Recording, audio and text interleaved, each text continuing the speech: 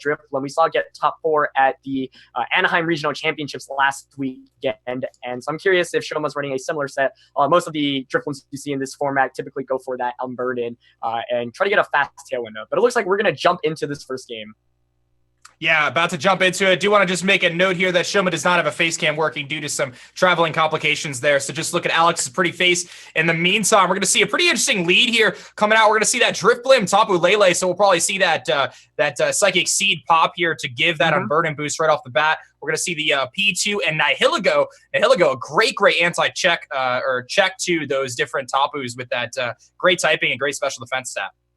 Yeah, really well said there. I think Nihilego, it's probably one of the scariest Pokemon to stare down when you're using Tapu Lele because it just outspeeds you. It can Sludge Bomb. That Drifloon, of course, does get the special defense boost, so that could actually be a big deal. Because of Unburden, Drifloon's ability, Drifloon has a really good position here to potentially set up a Tailwind, but maybe you don't want to set up a Tailwind when you're staring down a Porygon 2, obviously one of the best Trick Room setters, if not the best Trick Room setter in this format. So Shoma's team being a little bit more fast-oriented, I'm wondering if there's a potential taunt on Drifloon where Lele to stop Porygon 2 from setting up Trick Room. Now he goes to a really big threat here, though, because it can just threaten Lele with an immediate Sludge Bomb. Yeah, lots of great points there. It's going to be great to see how this turn plays out here, whether we're going to see a Trick Room or whether we're going to see a taunt, like you said, from either the Drifblim or the Lele. There's two different options there, but it seems like we're going to see a switch out here into the Garchomp slot from the Drifblim. So setting up Tailwind does not seem to be the right strategy. We're going to see a Sludge Bomb fire off into the Lele, and that is going to do a tremendous amount of damage, but he trained that one up enough to live that hit. Poison on the Lele, which is going to really hinder its effectiveness, but we're going to see a Psychic into the P2, and that does a lot of damage. My goodness. And the Spadef drop, Aaron. What was that damage? Jeez. Wow, is that like what is that thing holding? That did so much to a P2. If I had to guess, it's Choice Specs, or Alex's Porygon 2 was just super, super offensive, but I would guess Choice Specs. We actually, there was a really key point there. So Nihilego didn't have Life Orb, and with Nihilegos, you typically see Life Orb or Focus Sash as the items. Occasionally a choice item as well, but because there wasn't a Life Orb, Lele was actually able to survive that Sludge Bomb and get a huge Psychic off against Porygon. Alex did get Trick Room up though, which is pretty helpful. Obviously Nihilego is going to be kind of the fastest Pokemon on the field now, presumably if it's the kind of typical Nihilegos we see. Porygon here, it did take a lot of damage, but it does have the potential to recover. However, if Porygon opts to recover and not attack the Lele slot, then Lele might be able to get a Psychic off. Garchomp here is threatened if Porygon has Ice Beam, which most Porygons carry, so here it's going to be a really interesting decision on whether Alex decides to go on the offensive or decides to just recover and maybe switch the Nihilego out.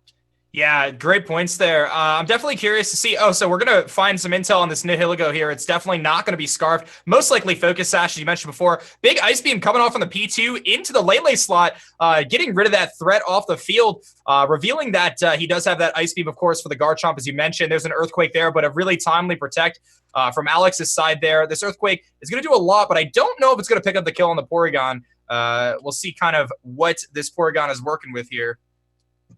Yeah, it's really close, but it doesn't pick up that knockout. If you're Alex, you must be really content about that. He went for the Ice Beam onto the top with Lele slot, knowing, okay, Garchomp probably can't knock me out unless he goes for a Z move. So knowing that, if I can knock out the Lele, which threatens me immediately with the knockout this turn, then the following turn, because I'm so slow, I can just recover under Trick Room.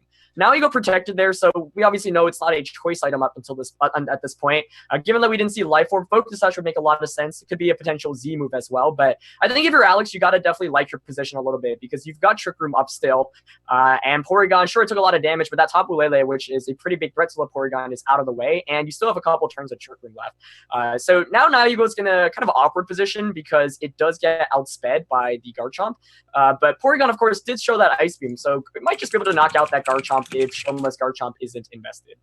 Yeah, I just want to point out something here, too. This is pretty important. Alex, just big shout out to Mr. Ogloza, who is watching this, who just came back from his chemotherapy treatment. Alex, if he does win this tournament, has announced that he is going to donate any of his winnings to colon cancer research. So just a noble cause there. Alex is really fighting, not only for his dad, but for any people who are dealing with cancer or have gone into remission or any of that stuff. So big props to Alex there, of course, and definitely going to be rooting for him and his cause there. We're going to see a recover here for the P2, of course. Taking advantage of that Trick Room, going to be the fastest thing on the field as we saw that Drifblim come in. There's a Earthquake coming off here. This should pop the Nihilego back down to its sash or bring it down to its sash if it's carrying it, and we are going to indeed see that right there.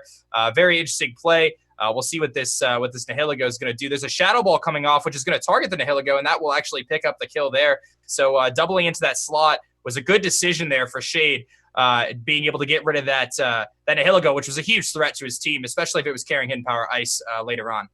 Yep, really, really good analysis there. Overall, I think Alex was in a kind of awkward position because he got the Trick Room up, but I think Alex was hoping that Now Eagle would probably faint on the field a little bit earlier on so that he could sweep fully under Trick Room. That evidently wasn't the case. That was a free turn of Trick Room where Shoma did a lot of damage and Alex didn't really do much damage in return. We do see the Torkoal make an appearance though, and one thing to note on Shoma's team is he doesn't really have weather to stop Trick Room. So Alex's game plan here makes a lot of sense because if you look at the composition of Shoma's team, if you can, prevent or if Trick Room goes up, Alex can kind of just sweep through with Eruption and Ice Beam because Torkoal hits really hard and Porygon covers everything that kind of resists the attacks of Torkoal. So Garchomp here, I mean, sure, it looks threatening with the Earthquake, but Trick Room is still up. And we've already seen Drifloom's item. It is that Psychic Seed, but because Drifloom switched out and now is back in, it doesn't have that special defense boost anymore. So Alex really has to be able to make sure he makes the most out of the remaining Trick Room that he has and maybe potentially try to set up another one in the future. However, since he does have 2 turns right now, I think that he's definitely in a decent position because even if Shoma double protects here, next turn, Alex can get 1 big attack off. So Alex really needs to make the most out of these next 2 turns. Yeah, factoring in that Eruption in the sun, coming off potentially a Charcoal boosted Torkoal or just stat boosted in general, it does spread and of course hit things very, very hard. We are going to see a Protect coming out of the Garchomp here. Yep. We'll see if he did target with that P2 or if Alex was able to predict and go for a recover here. That's going to be very interesting to see, but you're going to see just how much damage this Eruption does to the Drifloon and actually almost picks up the kill. Ice Beam into the Garchomp, does get stopped by a Protect. We're going to see a Drifloon carrying Rain Dance. I did not expect that by any stretch of the imagination. Perhaps looking to pair that with his Gyarados on his squad, or perhaps just having some sort of a check for weather in general. Did not expect to see that under any circumstances, Aaron. No, not at all. That is absolutely crazy, and I think it kind of maybe put Shoma back into this one. Now, Alex does have 1 more turn of Trick Room, but an Ice Beam plus another attack from Torkoal will knock out that Garchomp, and Torkoal can still Eruption here. So it's really going to come down to what Shoma has in the back. If, Pheromosa is one of the biggest enemies to Porygon too, but the thing is, he can't really get a safe switching into Pheromosa. So this turn, Shoma's most likely going to lose that Drifloom unless he has Protect, and Garchomp, it either has to take the Ice Beam and the double target, or has to switch out. And if it's Gyarados in the back, I think Shoma, still definitely has a really good position. That Rain Dance definitely puts him, back into this, but it's still pretty scary. We'll see what Shoma does have in the back. Maybe he goes for a double protect with Garchomp. Looks like Alex wants that weather though. Oh, and that's the last one. Yeah, we're going to see the Lilligant come out here in the rain. Of course, not going to have the advantage of that speed boost that it would normally get in the sun due to its chlorophyll ability. Porygon's going to go for a nice little recover there, but we see a great play on Shade's side there, picking up a Swords Dance, boosting Garchomp's attack by 2 stages. There's a Shadow Ball, and the tides have turned in this game. It looked like Alex was completely in the driver's seat when he had that Torkoal on the field with the Porygon and Trick Room up, but that surprise Rain Dance has really, really changed things out, Aaron. Yeah, so Shoma just pulled a full 180. Alex decided to not go for the Ice Beam and the Eruption play, probably predicting Garchomp to switch out.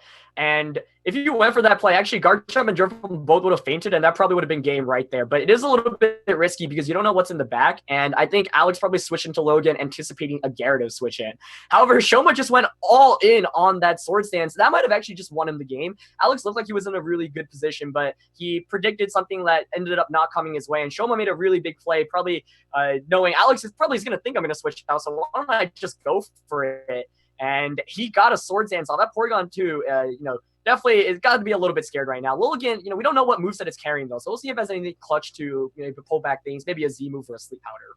We're going to see a Protect come off of the Lilligant here. I'm a little concerned to see that Tailwind, and there it is. And that is going to make things very challenging if this P2 does not get another Trick Room off here. It's going to be interesting. We're going to see a Groundium. Z, I'm assuming, coming off from this Garchomp slot, probably aiming into the P2. That Swords Dance boosted, and I have a feeling this Porygon 2 might not be able to take this hit. And if this P2 goes down, this could be game here for Shade. Yep. Great play there, getting that Tailwind up, taking advantage of that. That's actually going to make a huge difference because now that Garchomp will outspeed the Lilligant on the next turn, as Tailwind does double your speed stat, just like Chlorophyll would. So getting in that Sun boost here again from the Torkoal is not going to be enough for that Lilligant to outspeed the Garchomp, we can assume at this point in time. So great plays there from Shade, really pulling that one back. It really looked like he was backed into a corner until he busted out that Rain Dance and made a very bold play with that Swords Dance there. But this is going to be really tough for Alex to kind of pull this one back at this point.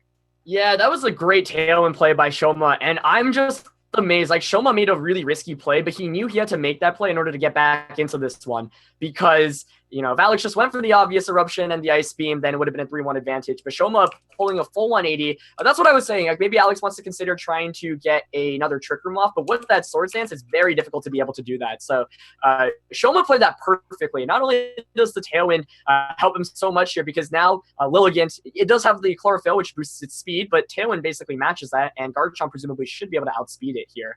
I'm also curious what Shoma has in the back, but Torkoal really doesn't appreciate the situation at all. Torkoal really can't do anything against Garchomp unless it's got that hitting power ice. But we'll see if maybe Lilligant can survive an attack here and go for maybe a Z move onto the Garchomp, because that would be huge. Yeah, that could really turn things around here. But if we see a Poison Jab from this Garchomp into that Lilligant, that is definitely going to be... Oh, we're going to see an Earthquake here. So good protect there on the Torkoal. You see Driplim, of course, changing the weather again, minimizing the effectiveness of that Torkoal. And this Earthquake is going to do a solid chunk. And at that +2 Earthquake, not quite enough to take on the Lilligant. He's going to pray. Alex prays for that Sleep Powder hit. He needed that to hit that Garchomp to pull this one back. But he is going to miss that Sleep Powder. So it's a tough situation for Alex in this match right now. Full health Torkoal, but facing down a +2 Garchomp is not an easy task. We're going to see the forfeit come out here for Alex. Smart decision. You'll often see VGC players tend to forfeit when they realize that the match doesn't seem winnable, to try to reduce the amount of information that they give their opponent. We've seen the Sleep Powder on the Lilligant, but perhaps keeping a potential Z Bloom Doom in the back, or some of those different tech sets could really prove to be useful coming into match 2 here, where Alex tries to pick up a W. Yeah, so Alex went for the best play possible there.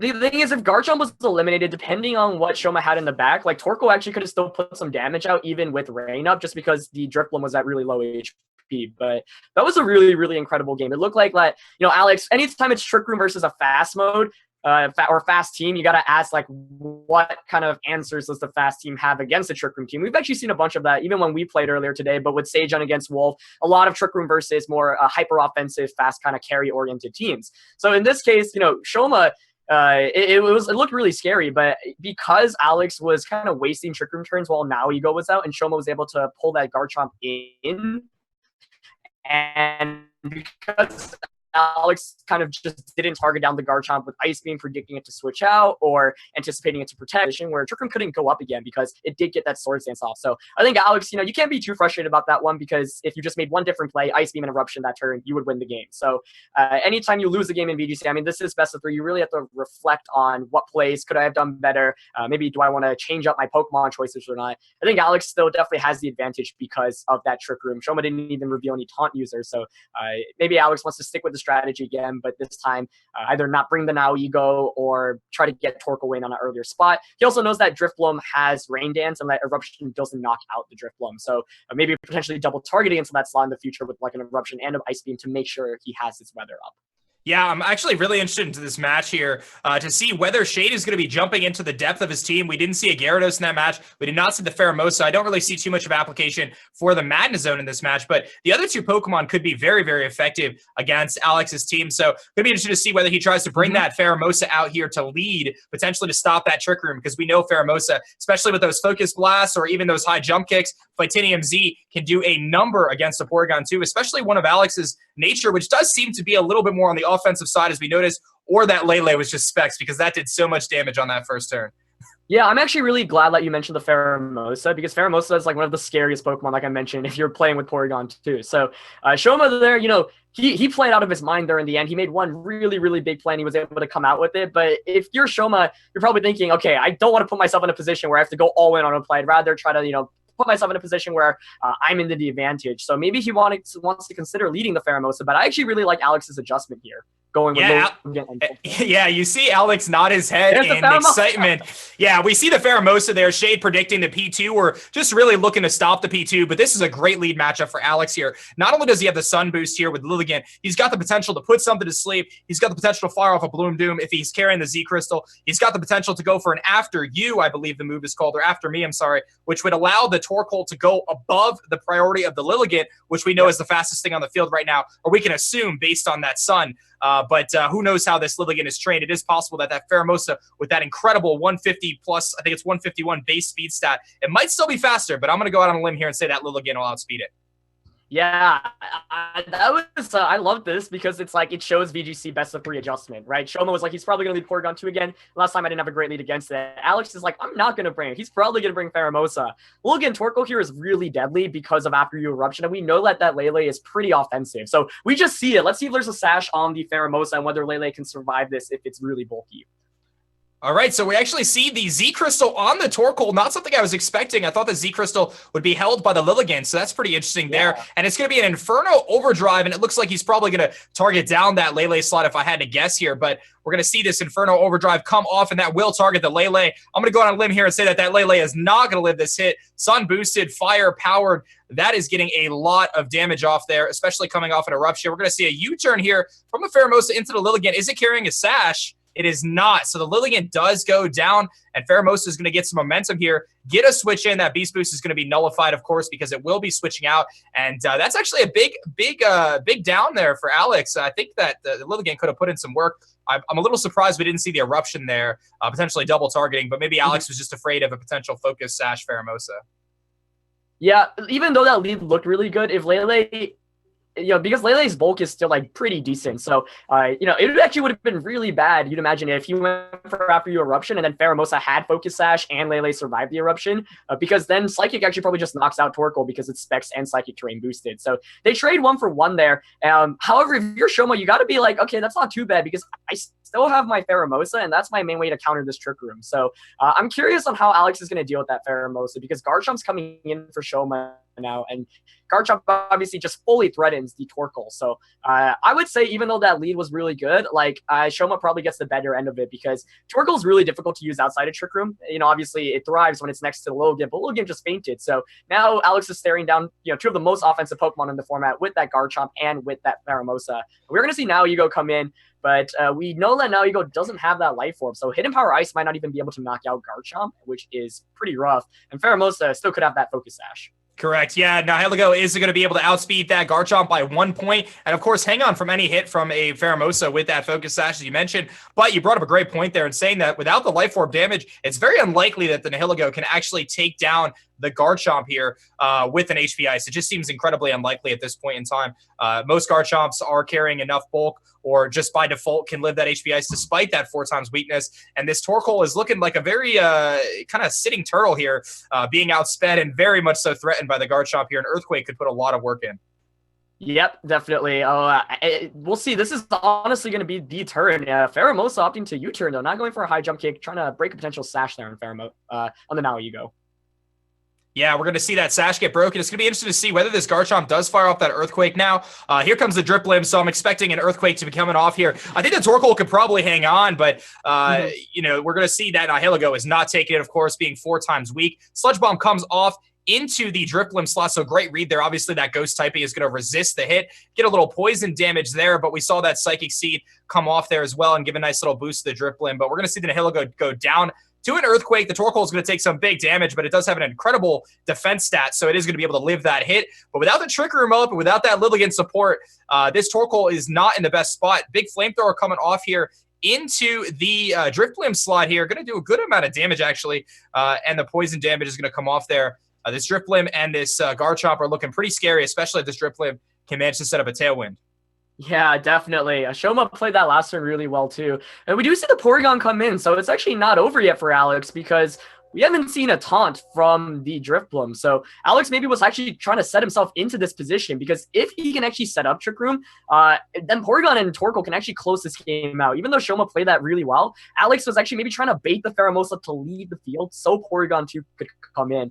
And, it looked pretty rough for Alex because Shoma made some really solid plays, but I think Alex might have actually been trying to put himself into this position the entire game. However, Garchomp, I believe, hasn't used its Z move yet, so I don't know if a Z move, because Z moves do go through Protect, so we'll do maybe potentially even knock out that Torkoal. And if there's taunt on Drifloon, I don't know, it's going to be really difficult for this one to end. But, no taunt. So Will-O-Wisp coming out instead. Yeah, very interesting Drifloon set here. We are going to see that Groundium Z coming off from the Garchomp. I do expect this to be able to pick up the kill on the Torkoal. Alex is going to be trying to probably set up a Trick Room here, but without that Torkoal to support it, it's going to be really, really tough. But we'll see if this Tectonic Rage will be able to do enough. Based on the damage from the Earthquake, we can assume that this will do enough. I believe Z moves will do about 25% damage from their actual damage under protect. So based on that earthquake damage, we are going to see the pick up the kill there. Alex is a bit upset about that one. Torkoal goes down. Porygon 2 is sitting a lone duck. It really is a lone duck this time, Aaron. He's going to set the Trick Room, which will, of course, give him the speed priority. But this is going to be very challenging to deal with the Pheromosa sitting in the back. We still don't know its item. And really, at this point in time, Shade just needs to stall out these turns of Trick Room and just continue to put the offensive pressure on, because P2 is unable to target both things, most likely carrying Ice Beam, Recover, Trick Room, and potentially another move like Tri Attack. Yeah, you know, if there's a couple, like one Pokemon in the metagame, like potentially 1v4, I would say Celesteela, or 1v3. Celesteela is probably the best Pokemon to do it, but Porygon could potentially. The only issue is Shoma, like you said, he has to stall out Trick Room here, but that might actually be a little bit hard because Drifloom is going to faint from the poison soon. I don't think we've seen the item on Pheromosa yet, though. All Pheromosa has to do is come in for free and get a high jump kick off against Porygon. However, he could miss high jump kick if that's the fighting attack that he's choosing to use. If he's using Focus Blast like a special variant, we've seen U-turn already, so it's probably going to be high jump kick. Like Alex isn't out of this one yet. He probably needs to hope for a miss. He opts to target the Garchomp here, though. That might not even knock him out, yeah. Yeah, we're going to see the Earthquake come off here, but we do know that P2 with that Eviolite is going to be able to take this hit. Barely does anything, really. Just shy of the kill there. Will-O-Wisp comes off. I'm not quite sure about that play, but I think he probably is carrying Shadow Ball, so there really was no other reason. Yeah. And there was no incentive to Tailwind there. So we see the Drifloom go down as it really didn't have another option. And this does allow Shade an opportunity to go into that the Pheromosa for free now. And again, we don't know the Pheromosa's items. This game is not over yet, guys. Yep. The Pheromosa could, as we mentioned, could be running Sash. It can't use the Z move at this point. So if he is running double Z moves, we can eliminate that as a potential threat here. And the chance of a high jump kick missing is about 10%. Which would do 50% damage to that Pheromosa. An Ice Beam targeted into that slot could pick up the kill there. So it's going to be interesting to see whether Shade gambles with that high jump kick if he's carrying it. Focus Blast is even less accurate, and whether or not Alex can pull through, because this is not over. Yeah, this is really going to come down to the wire. I mean, if you're Shoma, you probably like your positioning, especially if you know the item on Pheromosa. Like, if it's Sash, then you know, okay, at least I have to get an attack off. But if he misses the high jump kick, Pheromosa might just get knocked out. So even though, you know, it was a 3v1 position, Alex knows, okay, Porygon can still do this. It's going to come down to what Pheromosa has, basically. And if it is that high jump kick, whether he connects with it or not. If he does connect with it, then it's all over. Porygon, I guess, since Trick Room is up still, though, could potentially maybe freeze or get a paralysis. He's going for the Thunderbolt instead of the Ice Beam. Yeah, I gotta say, great play, by the way, on Shade's part there to go for the Swords Dance. I was thinking that was a good opportunity just to ensure that he could kill. And then if the high jump kick did miss, there was a chance that the Garchomp could come back and take down the P2 there. But we're gonna see that high jump kick does not miss, but that game was close. If that high jump kick missed, that could have been a totally different ball game. Absolutely. And we do end up seeing Shoma Honami, the 2015 world champion, defeating Alex Ogloza, the 2014 U.S. national champion. Both of these guys were national champions in their respective countries in the best division, or the oldest division, I should say. So it's really cool to see two national champions get matched up against each other. Shoma ending up taking this at 2-0. I think that's our first 2-0 of this tournament, actually, and that was really, really well played, because Alex's team, I think if you're Shoma, you definitely got to be really scared of because of the Trick Room. But you know, that first game he was able to stall out the Trick Room really well and deny it from going up a second time, and then in the second game he was able to have enough resources in the end where he could have dealt with it. Obviously, a high jump kick miss would have resulted in Alex winning that game most likely, but still, I think both players played really well. Alex going for that lead. I think it's really tough, because after you Eruption, like, you could have brought Pheromosa down to its Sash, maybe would have knocked out Lele, but I think Alex just wasn't comfortable enough with the idea that Eruption might not have been able to knock out Lele. So even though the lead looked so good because of the potential Sash on Pheromosa and Lele's natural bulk, Alex had to think twice, and as a result, the 1-for-1 trade really wasn't that worth, because Shoma ended up getting rid of Lilligant, which is a major threat, and then at the end, you know, he wasn't too worried about Trick Room, and the Z move Earthquake into the Torkoal was a really good play. You know, 100% safe play, knowing you get to do that damage even through Protect. Yeah, definitely great points there. I think one of the biggest turning points of that match was the Rain Dance of the Drifloom. Just great tech there to stop opposing weather, of course, dealing with potential hail, maybe stopping Aurora Veils, which could potentially harm the team. From a Ninetales, of course, Aurora Veil not activating in the hail. But in this match, we saw that Rain Dance actually proved to be incredibly useful to stop the drought from the Torkoal. So we're going to be headed to a quick break here, guys. Shoma, unfortunately, does not have the ability to jump on for an interview after that match, but we are going to be taking just a short break here. And I just want to take a moment to thank, of course, the ONOG for the Pokemon Invitational. And a big shout out to Geico Gaming, of course, for making this happen. Be sure to check out Geico, guys, to get 50% or more off on your car insurance. So I think Aaron and I are going to take a quick commercial break here, a short break. We'll be back momentarily.